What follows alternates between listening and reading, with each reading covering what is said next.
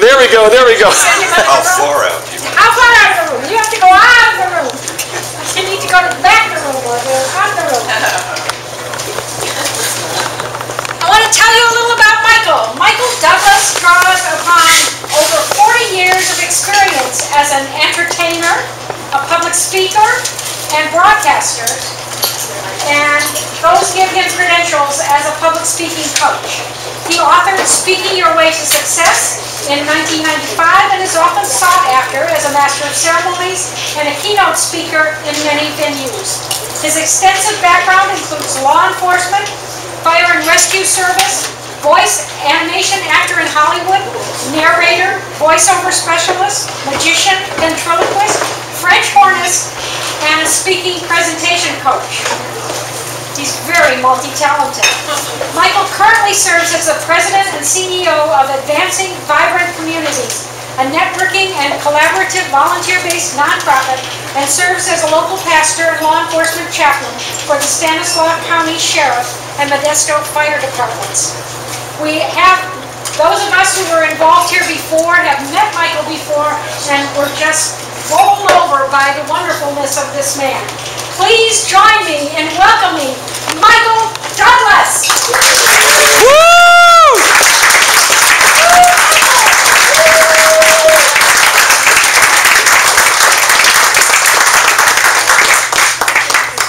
Well, it's a joy to be here with you and to see a lot of familiar faces that I haven't seen for a long time. Known Stan for quite a while here, and Barbara. So two of the greatest ladies here, Barbara and Kimmer, very creative, and they helped me with some of our business card design and all. Here's an angel in disguise right here, Kim Heemstra. Kim is tap what's going on in her head. I mean, that's absolutely incredible. And Bridget, we just met Bridget not too long ago. Got to have a one-on-one with Bridget. I mean, she's got a mission in life, and had some stuff happen, and God gave her the opportunity to turn that around, and she's helping people in ways that you will not believe. You've got to meet her. And of course, my buddy T-Bird, who I victimized about a year ago, I think it was, right here. He sees me coming, and he's going, Duck! It's all over YouTube now, Michael. Yeah, well, you know, I do, as part of my gig, I do like 80 to 100 funerals a year, mostly for families that are not connected with churches. And it's very interesting to to hear their stories. And what's really tragic sometimes is I'm talking to the kids. Well, what did your dad do, or your mom? What did grandma do? And oftentimes they can't come up with anything. I'm worried about what my kids are going to say. You know, about what I've done in my life. I've talked to both of them. I said, now edit that, when you do Dad's funeral. So, but really, and Elias now puts this stuff on YouTube, but I told him with the pictures, don't be putting that on a milk carton this time. That was very embarrassing last time. And the post office picture didn't work. So today, we're here to talk about public speaking your way to success. And I've had the privilege, and it's either due to God's grace or a sense of humor, I'm not sure which, but to be able to pursue a lot of different dreams. Little boys like me dream of being police officers and dream of being firemen and I've been allowed to do that in my life, and through a lot of those experiences, each one builds on the next. And so what I'm going to give you right now is the benefit of about 35 to 40 years of entertaining and public speaking, stuff that I kind of do on the side professionally as well, other than my main gig. And one of the reasons we started this about 15 to 20 years ago was, I don't know, how many of you have gone to a public presentation where the person just kind of falls flat? Oh, yeah. Yeah, I know. And so what today is about, and I know that all of you do public presentations. I don't pretend to come here and tell you things you don't know, but all I want to do is offer you some things I've learned over the years. For a while, I was doing cartoons in Hollywood. I was Cord, the Alien Invader. It was a very cool role. I came from a distant planet, and my job was to blow up humanoids. Really a cool gig. The problem was, one day, one of the humanoids shot back, and that ended my career. And so I don't do that anymore. But I learned a lot through that process. So all I want to do today is offer you some of those nuggets that I felt were valuable. If you can use them, great. If you can't, that's fine too. So 3 things that we really want to cover today. Now, one is, and this is, boy, burn this into the gray cells there. You are the message. You are the message. Secondarily, stay in the light. Stay in the light. And we'll look at that in 2 ways, physically and in terms of integrity as well.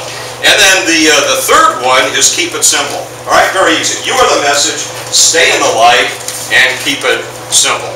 All right, let's talk about, first of all, you are the message.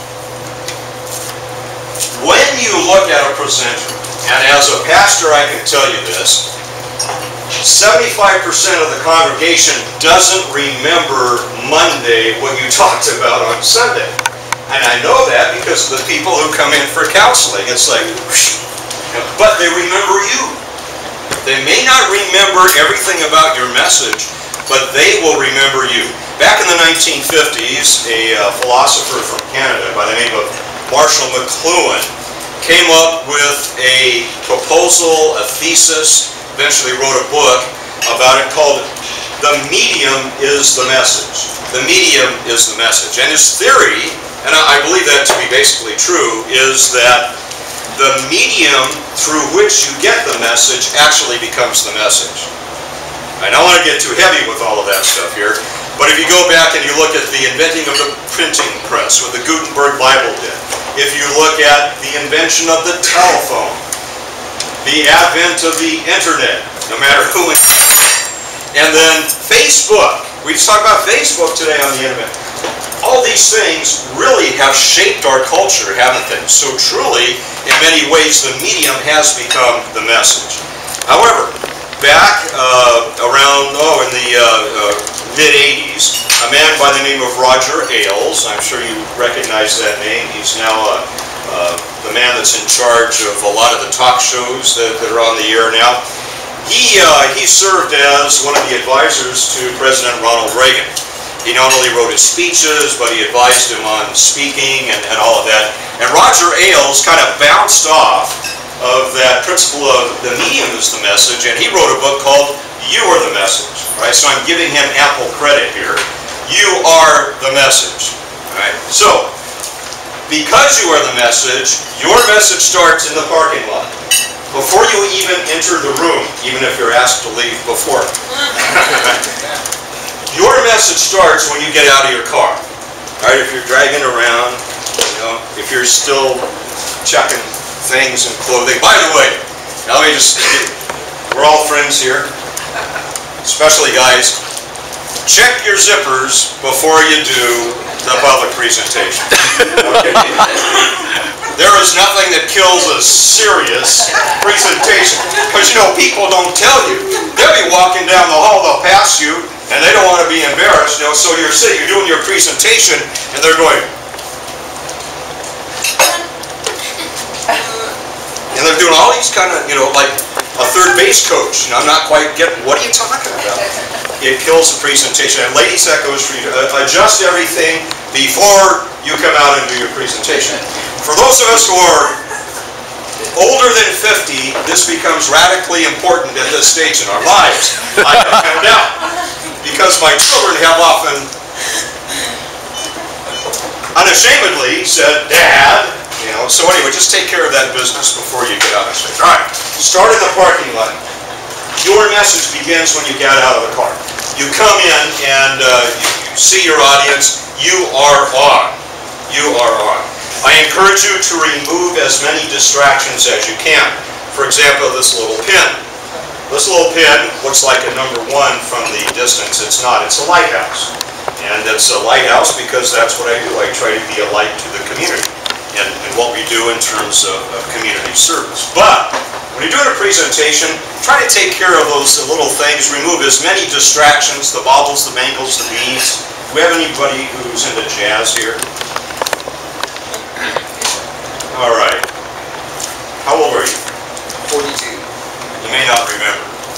Bells, Bangles, and Beats, one of the greatest jazz pieces coming out. There we go, you got it. Out of the 1960s, early 70s. Dating myself, but anyway. All right, so remove as much of that as you can. All right. Now, getting up onto the stage, and we're going to get this into this in just a second. You want to look for where the light is, and stay there. All right, that'll be our second theme that we'll talk about in a couple of minutes. Stay in the light. You ever see people do presentations, especially with PowerPoint, and they get here in the dark? No, no, no. You are the message. I don't care how powerful your theme is. I don't care how powerful your script is. You are the message. And if you're not the brightest thing in the room, and I don't mean that in terms of intelligence, if you are not the brightest place in the room, your message is lost. All right? So, you are the message. Now, as we're moving on with that particular theme, let me talk a little bit about projection, voice projection. Most of you do this, and again, I'm just giving you some tidbits that I learned along the way. You don't have to have, you know, a deep voice to be a great speaker. What you have to have is projection. If people can't hear you, when you walk into a room, assume that the sound system does not work. Assume, you've been through that, haven't you? Assume the sound system does not work. I can't tell you how many places I've gone and I've said, all right, now what kind of sound system do you have? I do weddings. Kim and I were talking about weddings a couple of minutes ago. I do weddings, and I give them a specific list. Here's what I want. I want a countryman-style microphone. Well, you can just use a handhold. Look, bozo, you ever try to marry a couple and fiddle with the rings with a microphone? You can't do that. Right, so countryman mic or lapel mic, but I always assume it's not going to work. So I bring my own stuff just in case. All right. Assume when you get there the sound system won't work. Bring your own amplifier. Your own amplifier is down here. All right, part of you being the message. Now, to get best projection, let me just try a little experiment, and don't do it while you're eating, Barbara, because then we have to do the Heimlich maneuver, and I have to go back to my fireman training, and it gets kind of ugly and all that. So finish eating first, and then do what I'm recommending. Take a deep breath. Okay, all right. Let it out. I see the Clarion now filing a claim. All the people were fainted. I noticed a lot of you, when you took a deep breath, your shoulders went up, right? Right? Take a deep breath, your gut should go out a little bit, okay? That comes from down here. That's where your diaphragm is down here. If you breathe from up here, you're going to get kind of a thin, kind of projection, because it's all up here. I'm a former brass player. Started on trumpet, then French horn. 14 years old, I had a neat experience with that. Playing trumpet in the marching band, and I was going through the Police Explorer Academy at that point, at age 13, 14, and I had to go through CPR and training, where they give you the resuscitation thing, and you do the breaths and all that good stuff. And so anyway, I missed that class, so they told me go to the fire department, and the fireman there will put you through the resuscitation training. So I went there, and I was kind of a skinny, scrawny, short little guy at that point. And so the guy who was giving me the training said, okay, kid, what I want you to do is hold resuscitation's nose closed, okay? Open the mouth, tilt her head back, you tilt, so open the airway, and then I want you to just give her a good hard breath. Okay? And I'm a trumpet player. I busted resuscitation's lungs. The guy looks at me, he says, I've never seen that happen. Do you know how much this costs? So anyway, just to say, the power comes from down here, not up here. All right, so when you take a breath, you're ready to speak, breathe down here. Your stomach actually should poke out a little bit. Mine does a little bit more than it used to for other reasons. But anyway, your stomach should go out just a little bit when you take that deep breath, because that's where your diaphragm is. And speak. Think of speaking from down here in your gut. Okay, that's where your voice is going to come from. None of this stuff. Your breath comes from down here. Now, a couple things just to get your mouth ready to speak, because sometimes, you get tongue-tied if you're tired. I don't know how you guys are. I'm a late night guy. My creative period is from like 10 o'clock at night till about 2 in the morning. That's why... Amen. Amen, brother. All right. That's why Elias and I are emailing and we're Facebooking at 2, 3 in the morning, and people are going, what is wrong with you people? That's my creative period. Where was I going with that? 2 or 3 in the morning. Anyway, but if you're tired, as I often am, if I have to do a 6:30 in the morning presentation, I need to do something to get my mouth working properly, okay, and to get my vocal cords working. And so I'm going to demonstrate this to you, and I'd like you to do it, and it doesn't work if everybody doesn't do it, okay? So I'm going to ask you just, everybody do it at the same time. All right. To get your tongue working properly, here's an interesting exercise. A lot of actors use it. A lot of voice actors that I work with use this. They take 3 syllables, ma, M-A-H, nang, N-A-N-G, ma, nang, and then ga, G-A-H, ma, nang, ga. And it's really easy, and now with Bluetooth and everything, people, or is it Bluetooth? Is that the plural of Bluetooth? That's a good question. It is a good question. Yeah. You and I at 3 o'clock in the morning can work this out. Exactly. Bluetooth, I don't know. Kind of like focuses and foci. I'm never sure how that works. Yeah. Anyway, all right. So here, you can be rolling down the street. People think you're talking on your Bluetooth or your phone. And what you're doing is ma, nan, ga. Ma, nan, try that. Ma, nan, ga. Ma, nan, ga. Now what we make sure is you get that first G. Not ma, nan, ga. Okay, but ma, nan, ga. All right? And that will get your tongue get your tongue working, and it's a good way to get ready. And then to get your vocal cords loosened up, and we'll just do this once or twice to not creep out the staff here clearing out. All right? And this sounds like, not that at all. That's not where I'm going with it. But it's a kind of like an interval exercise. A-ma-o-e, a-ma-o-e. Can you do that with me real quick? A-ma-o-e. One more time. A-ma-o-e. And you can do that rolling down the road too, and nobody knows the difference. Except if you're giving your passenger a ride and creep them out. But carpool, yeah, really works for that. All right, so two simple exercises that you can use to get yourself ready. All right, so you are the message. The people will likely forget 90% of what you talked about, but they are going to remember you. They will remember you. Okay, now, stay in the light. Talked about that. And this is much better lit than it used to be. Especially on Friday nights. A lot of lit in here. But talking about the lights, watch for the brightest place that you can be where everybody can see you. All right, there's some dark spots here.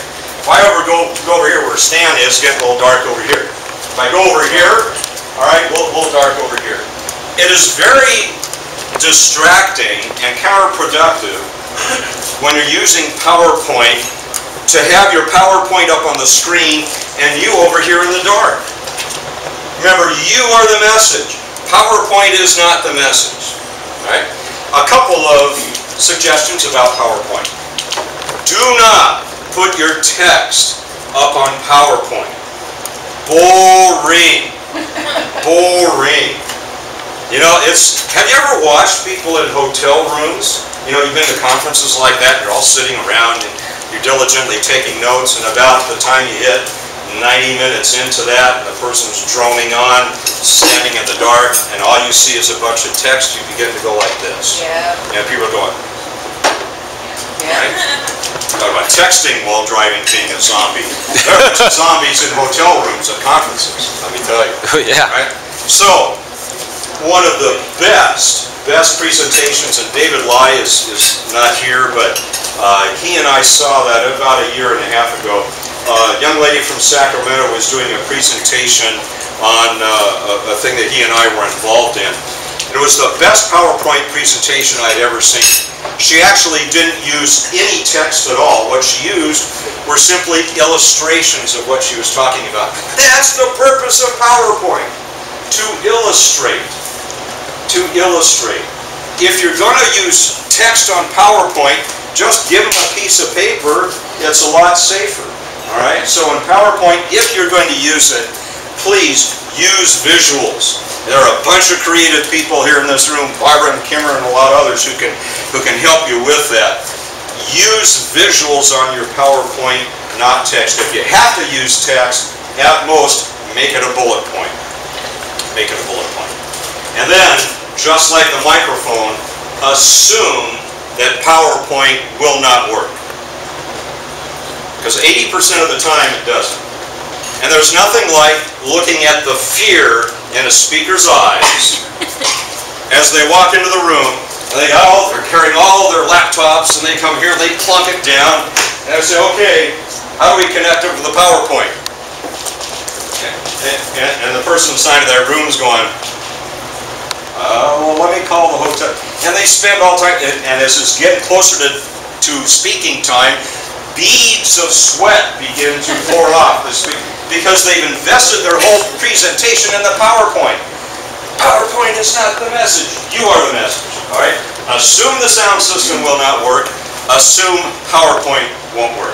If it does, super. All the great. It's an illustration of what you're doing. All right? But assume that technology is not going to work. And then stay in the light. Stay in the light. In a hotel room. You know, I'll go ahead. For conferences in hotels, it's amazing to me that hotels set up hotel rooms the way they do. For presentations, they do not light them properly. They do all, one level of lighting, and it's usually it's the kind of lighting you go to sleep with. All right? You're right. Right. If I want to take a nap, hey Josh, would you turn off the light so it lowers the ambient light in the room? Why do they do that? If I were a king, thank goodness I'm not, but if I were Conrad Hilton, I would make sure that each meeting room had lights that were specifically trained on the speaker's area. You want, because your eyes, as the audience, automatically goes to the brightest place in the room. All right? So, find out where that is and ask them. Hey, do you have a portable light maybe? And sometimes what I've done is I've gone to Home Depot or Lowe's. By the way, I hate shopping. When I got married 21 years ago, my wife and I had an agreement that I wouldn't go shopping with her more than once a year because it was very painful for me to go shopping. Some of you men may resonate with this. My idea of shopping is I need a pipe wrench. I go to Home Depot, I walk in the door, I go over to the plumbing section, I pick up the pipe wrench, I go over to the cash register, I plug it down, I pay for it, I walk out the door. That's right.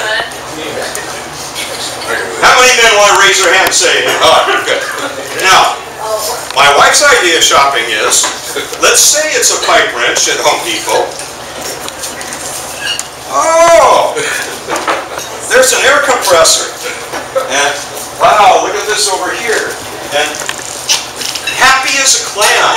It'd be in there for an hour and a half. I go, so, and my wife and I are very compatible. Okay, we've literally never had a fight. Really. Wow, that's nice. Yeah. But that's because we agreed beforehand I wouldn't have to go shopping. I'm not stupid. So, but anyway, where was I going with that shopping? Light. Yeah, light. All right. So, make sure that they get you some light if at all possible. But you're going to Home Depot to get a light for Yes, I know. Oh, yeah, thank you. It's this middle-aged thing that's like the short-term memory is just really, going stuff. My kids are now used to that. But Home Depot sells these kind of reflector lights. They're kind of aluminum. Have you seen those? And you put a 100-watt bulb in there, and you just clamp it onto something. You can clamp it onto the top of a chair.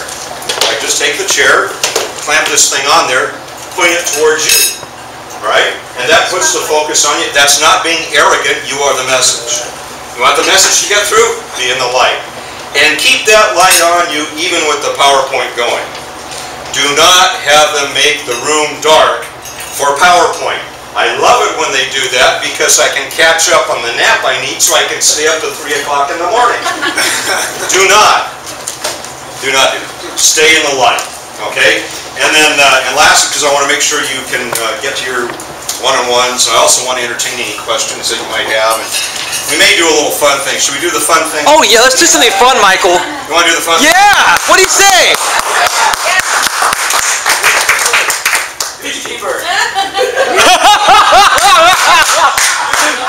You guys have been paying attention, haven't you? All I can say is, it kept me out of the Army. All right, stay in the light. Third thing is keep it simple. Talking now about the construction of your presentation. And this formula works for writing theses in universities and colleges. It works for your presentations. It is simple. Say what you're going to say it, and then tell them what you said. Stay in the light, right? And then thirdly, keep it simple. So now I said it, now I'm saying it, and in a moment I'm going to tell you what I said. But yeah, and you've got to repeat it at least 3 times. You know, again, I've learned in pastoring now for almost 20 years, you got to keep it simple, because it just goes like this otherwise. All right? Say what you're going to say it, and then tell them what you said. Word about notes. I recommend not using 8.5 by 11 sheets of paper, because they make a lot of noise and they're distracting and all of that. Here's what I do.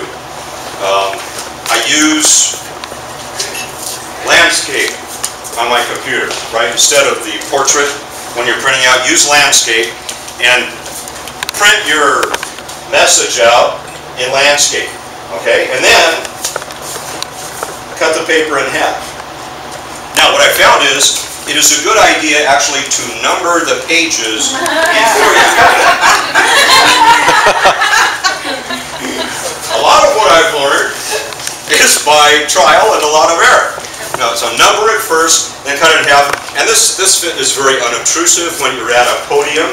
You know, the papers aren't flapping all the way around. So I recommend either using 3x5 cards, which I used to use. With my eyesight now at the advancing age, I can't read the number 3x5 cards. I print in bold Helvetica here, and I can read that from a fair distance, right? Okay. So my recommendation is maybe do something like this: 3x5 cards if you can possibly do it, so it's very unobtrusive and it doesn't make a lot of noise like that when you're working up the podium. And a word about using the podium. Let's pretend that this is the podium.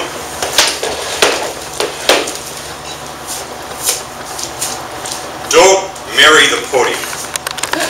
People get a death grip. Even some of my fellow pastors. It's like, it's a white knuckle ride. Look on the podium.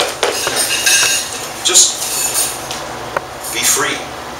And allow your hands to be very expressive. Very interesting. I am not normally, this may be surprising, I am basically an introvert. My wife is a mega extrovert. And that's why we get along so well. When we go into a party atmosphere, big gathering, she can walk in that room and within 20 minutes emerge from that room. She will know everybody's name. She will know about their children. She will know where they came from. She will know about their spouses, and she probably has invited them over to dinner already. An hour and a half later, after she's been doing that, I maybe have met one person, because I'm over here, not in the light, going, man, bodies, heat, noise, you know, my synapses begin to overheat and smoke. And so this is a way, these principles that I'm giving you, these are ways to overcome that if you're slightly introverted like I am. Introverts like to grab the podium because it's secure. Let your hands go. I had to learn how to use my hands. All right, I'm not even Italian. All right, but I worked with an Italian in the fire service. He and I saved each other's lives a couple of times, and Mark was all over. You sit next to Mark in the fire car. You know, we had a command vehicle, and you get hit. I mean, his hands are just flying all over the place. So I kind of learned to use my hands. All right, so be free to use your hand. Don't grab on the corner. Be free. Let it go. All right. And I do recommend that you use notes, at least in outline form, so that you obey your timing. And I really want to hit this. You'll notice that I'm obeying my timing. I told Barbara I would do it in 30 minutes. We're approaching 28 minutes right now. Okay? I am very, very concerned as a speaker, and knowing that I am the message, that I obey the time frame. Do not ever violate your host's time frame. That's a cardinal sin in the speaking world. Okay? And ironically, it's pastors who normally violate that. Okay? Yes. So, never ever violate your time. Right? That's part of keeping it simple. The notes help you stay on track and keep where you're going. A word about humor. Self-deprecating humor without getting weird with it to the point where they start to analyze, you know, why you're beating yourself up, works really well. You know, just some insights. When you're using humor, let me just give you an example of this. Here's a story that I often start with when it's a big audience and I'm being introduced as a former government person. I say, you know, the old story goes that 3 people arrived at gates of heaven, and they started to argue about who could get in first. So they decided the person with the oldest profession could go in first. So the first person steps up and says, hey, I'm a surgeon. God removed the rib from Adam and created Eve surgically, so that's the first profession. I should get into heaven first. Second person says, no, I'm an engineer. I'm an engineer. Out of chaos, God created the heavens and the earth. He engineered the heavens and the earth out of chaos, therefore I should go first. And the third person said, wait a minute, I'm a government employee. Who do you think created all the chaos? So the point is that you use humor in that way. Now you notice, I didn't wait for you to figure out if that was funny or not. I had audiences that could not figure out whether that was funny or not. Your safety net when using humor like that is to immediately give the application of the humor. Okay? So you notice I said, before you did the laugh almost, I said, so the point of that is, and I would go on to make the connection. So if the joke falls flat, that's okay. You know, people may catch up. I've had them 10 minutes later. People start laughing. 8, 9, 10. Good. But give the point of the humor, and what happens by doing that is you diffuse the fact that maybe it didn't go quite correctly. All right? So just a thought about humor. All right. Want to honor your time. We're going to do a little fun thing here very quickly. Before we do that, any questions at all? Any observations? Anything to add? How much input do you give your audience? Louder. How much input do I get? Input to your audience? Great. On the presentation. And thank you for that. You said louder, right? Yes. Thank you for that, because when you take questions, always repeat the question. Because the people in the cheap seats can't hear it. Right? And you get somebody, and the people who have the longest questions have the softest voices. So, yeah, it is very important to work with your audience reaction and to use that as input. If they're dozing off, it means I need to speed it up. Okay? If they're really resonating with you, great, we just keep on track. And always have a plan to end sooner than you thought you were going to. If you're not connecting, if you're dying, get out of there. Okay? So I am very concerned about reading the room. As an entertainer, that's something I have to do all the time. You know, because I'm constantly editing. I'm going to throw this out, I'm going to put this in. Very important to watch it. Not to be intimidated by them, but are they getting the message? Is my strategy here working? And if it's not, that's great. Go home, think about why it's not, or ask why it's not, and then make improvements. Yes? I kind of have two questions. I noticed that you told a couple of tiny little stories in between what you were trying to tell us by making your point. One about your wife and being, you know, that she gets everyone saying a number. That was kind of a nice little story that you added in there. Do you add that to your notes when you're actually preparing for your message? And then how often, because I've often heard some speakers say that it's better to kind of memorize everything they're talking about so that they're not going back to their notes. I don't know, sometimes I feel that that's important to go back to your notes. It's Super question. How do you feel about that? Yeah, basically. Absolutely. So two things. So this, yeah, really, and let me take the last one first. Okay. How do you deal with either memorizing or reading verbatim or outline? What I recommend is an outline. Okay. Now here's, and this comes from a lot of television experience. When you are reading, now they have teleprompters. Okay, so things are a little bit different. I was in it before there were teleprompters. Okay? I was in it when the cavemen had television. When you don't have teleprompters, when you're either reading on television or you're reading to your audience, and let's say it's something you have to read verbatim because it's a quote, here's what you do. You look down, you memorize the first liner, you just look at it, okay? I have a proverb written here. Everyone enjoys giving good advice and how wonderful it is to be able to say the right thing at the right time. Okay? So what I do is I look at that first line. Everyone enjoys giving good advice. I can remember that. So I look down and then I look up. You know, folks, everyone enjoys giving good advice down at the notes and how wonderful it is to be able to say, now I'm memorizing the last part of it, the right thing at the right time. You see how that goes?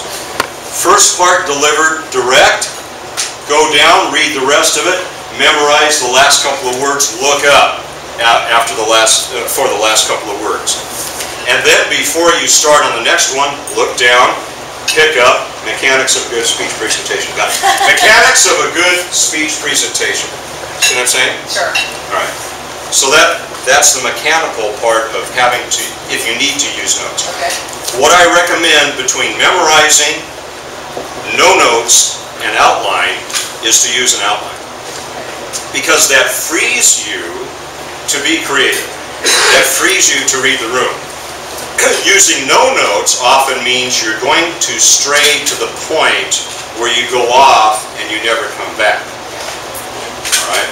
So, the notes are important to keep you accountable to be talking about what you're supposed to be talking about. Sure. Right? And I recommend an outline form because when you are reading verbatim, you lose contact with your audience. Okay. Right? And the reason, and that was a very intuitive question you asked. The reason I told a few stories about my wife and about busting Recessa Annie's lung, and the statute of limitations have expired on that, so it's safe to tell that. The reason I do that is because it helps me become human. Right? What the goal is for me to establish some type of relationship with you people here in the room. I need to establish some kind of rapport with you. You may not remember everything that I said today, but hopefully you'll remember me. And that's not an egotistical thing. It's just that you are the message, I am the message, and I'm hoping you remember me. Positively. Okay? Right. So, and that's the purpose of it, is you start to become a little bit human. When you deliver a story by reading it, it becomes stale, boring, you know, but when you're talking to people one-on-one, and by the way, last thing on that, I recommend looking at people's eyes. There are some speaking coaches, don't look at people's eyes. Look out, make sure, and pretend like they're all standing there in their underwear. In some cases, that can be a very scary thing. Yeah. Don't go there. All right. No, don't use those tricks. You want to connect with people. In our society, we are so unrelational now. We depend on Facebook. We depend on the internet. You know, texting. We've lost the ability to communicate with each other one-on-one and to be real with each other. So that's the purpose of it, is to establish a rapport. That was a really long answer to a fairly short question, but I hope that answered it. All right. I'm going to do we'll do the entertainment thing. That'll take a couple minutes. And then I'll be around here afterwards. If anyone has any questions, we'll be happy to answer those for you. And I'm going to ask, I victimized T-Bird. I'm not going to make him go through... He was expecting it, Michael. I traumatized T-Bird, was it about a year ago? I'm not going to do that. But I met Kevin, and Kevin doesn't know that he's going to be chosen. It's been a while, you know, but we kind of met when I was with another group. And would you mind coming forward and just helping me with this? Let's give Kevin a hand. Stay in the light. Okay, right in the, actually, it's right over the trap door. There, Kevin. That's good. All right. Okay, now, Kevin, we're going to recreate a great moment in musical history here. All right, now let me demonstrate how this all works. When I was a little kid, I went to a camp and I was fascinated with a guy that made a lion talk, ventriloquism. I was about 5 years old. I told my mom I want to be one of those. Can you get me one of those little lion puppets? And I figured it just did it on its own, right? And she said, you know, we don't have that kind of money, so I had to look around for things that I could use to practice with. So I found a cup like this, and I found out that I could put words in the cup and then take the words out later on. Here's how it works. Hello. Hello. Goodbye. Goodbye. How are you? How are you? Supercalifragilisticexpialidocious. You're nuts. Well, that's how it worked. Now, I went on to bigger and better things.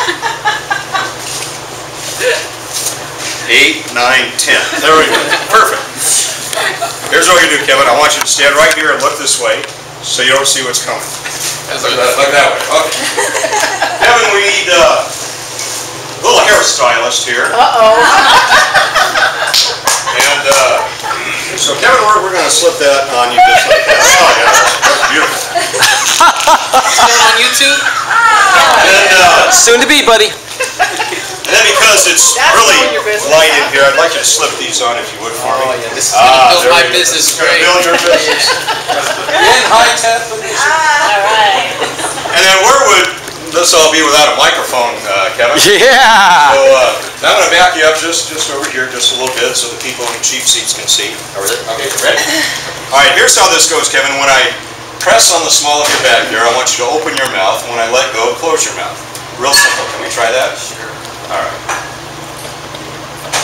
A little faster. Remember, I press in, open. When I let go, close. All right, here we go. Open, close. Open, close. Perfect.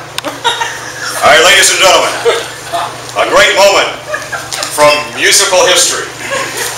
They are waiting with bated breath. Kevin, hold the microphone up there. Here we go. Boys, they'll say only fools rush in, that I can't help falling in love with you. Take my hand, take my... Don't get ahead of me. What's the matter? Clear my throat? Okay. That I can't help falling in love with you. Elvis Presley!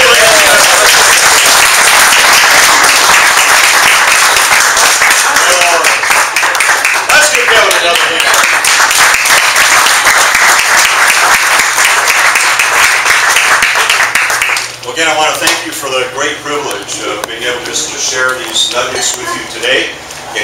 questions, I'll be here afterwards. And thank you, Barbara and Elias, for the invitation. It's a blessing to be here and great to see all my friends again. Thank you very much. Thank you, Michael. Give Michael a big round of applause.